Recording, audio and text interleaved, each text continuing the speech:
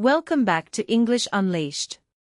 In episode 1, we talked about speaking with confidence, thinking in English, narrating your day, recording your voice, and embracing mistakes. Today, we are flipping to the other side of the conversation, listening.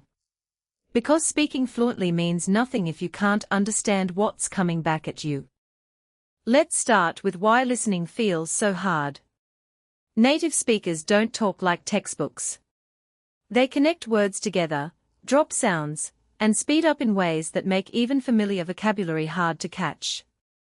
What are you going to do often becomes what you're gonna do. This isn't sloppy speech, it's just how natural English flows. So here's your first tip: stop chasing every word.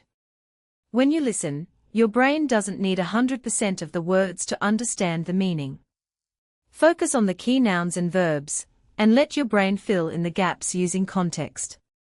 This is exactly what native listeners do too. Second tip: listen to the same clip multiple times. The first time, just get the general idea. The second time, listen for details you missed. The third time, follow along with a transcript if you have one. This layered approach trains your ear far better than listening once and moving on. Third tip: train with different accents. If you only listen to one accent, your ear becomes narrow. Mix in British, American, Australian, and other varieties. The real world doesn't stick to one accent, and neither should your practice. Fourth tip: use active listening, not background listening.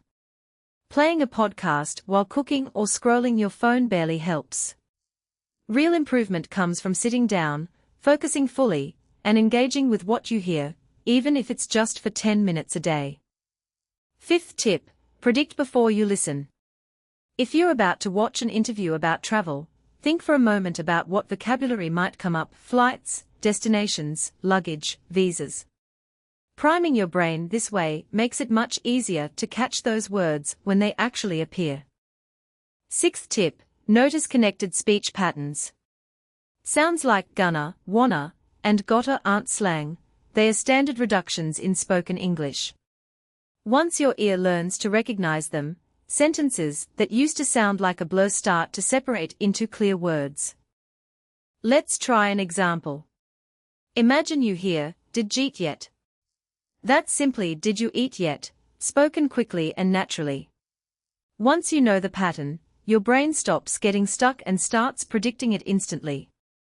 That's how listening skills grow, not through perfect concentration on every syllable, but through repeated, focused exposure to real, natural speech. Next episode, we'll bring speaking and listening together and talk about real-time conversation, how to respond quickly without freezing up. Until then, keep listening, keep noticing patterns, and keep unleashing your English. Thanks for listening to English Unleashed. See you next time.